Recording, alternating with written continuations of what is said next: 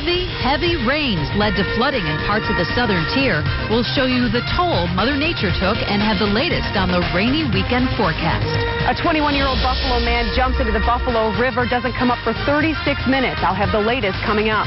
Major developments in the effort to clean up Hoyt Lake. It's a story you'll see only here on Channel 2 News tonight.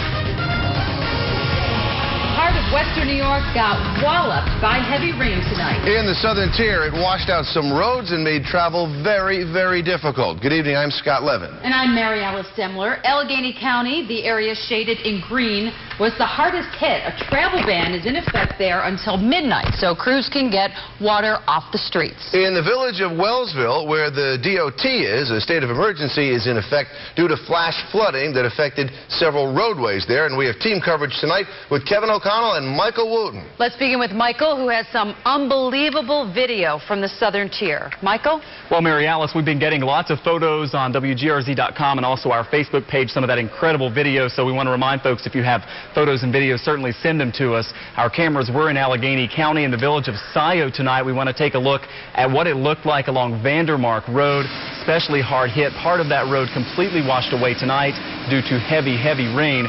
Crews spent most of the evening working to try to clear water from that roadway. And also tonight we got some photos from Michelle Drake in Wellsville. She posted them to our Facebook page. As you can see, Williams Road there also washed out.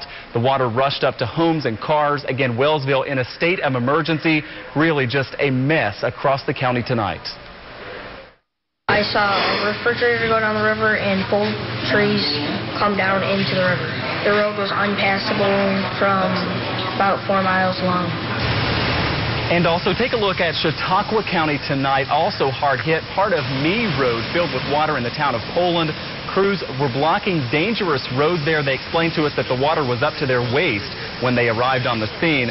And a final reminder, we would like to see your storm photos and videos. You can send them to us at WGRZ.com. Also, our Facebook page as this weather event continues. And our coverage continues tonight with Chief Weather Anchor Kevin O'Connell, who has our forecast first. Kev? Fine. Thanks very much, Mike. You know, one of the things about Cattaraugus County, we determined that Franklinville had over 2.5 inches of rain, which was the most that we were able to measure around the area tonight. Let's go to live Doppler because this is where the action is. And as you can see, most of the southern tier is slowly starting to wind down, but the flood warning is in effect till 11:30 for Cattaraugus, also Wyoming, and until 3 o'clock in the morning over in Allegany County. The heaviest rain right now, as you can see, right along the line between the Lake Ontario shoreline in northern Niagara and Orleans County. Very heavy thunderstorms there. As far as the metro area, we had nothing in Buffalo. And let's go down to the southern tier real quick, and as you can see, things already starting to wind down. You can see the community of Olean right there. I'd like to continue our coverage right now with Mike Kintner, who's one of our Storm Team 2 weather watchers, who's live with us on the phone from the community of Olean. Mike, why don't you bring all of our viewers up to date? What's going on there right now? Good evening, Kevin. And most of the flooding along the Vandermark Road in Scio, where many of the smaller sluice pipes were plugged up by trees and limbs, causing a lot of places flood, waters to be as much as a foot over the Vandermark Road.